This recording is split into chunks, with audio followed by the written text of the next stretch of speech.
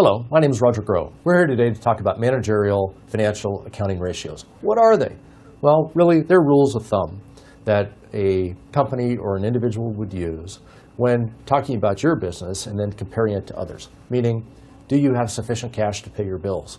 Is your cash flow healthy looking forward?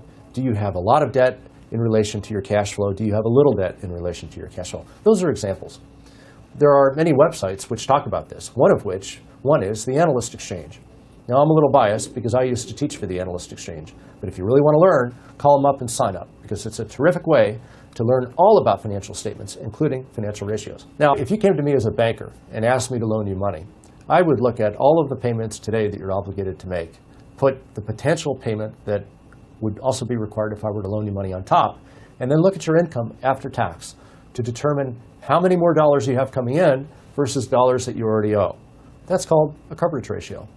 And there is no one right rule of thumb, but if it were 1-to-1, would I feel comfortable? Probably not.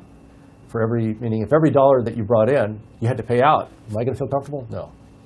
If you bring in $100 and only have to pay out one of those dollars every month for payments, then I would probably feel very comfortable loaning you money.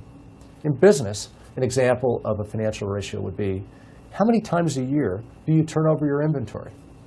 Meaning, if you're in the automobile business and you have cars on your lot, if one car sits there all year and does not sell, it doesn't do you any good. It hasn't sold. Whereas if you can sell that car and buy another, and sell it again and buy another, and sell it again and buy another, and sell it again, you're turning your inventory over many times a year. The more turns, the better, would be the rule of thumb when it comes to ratios for businesses like that. So those are some examples of financial ratios.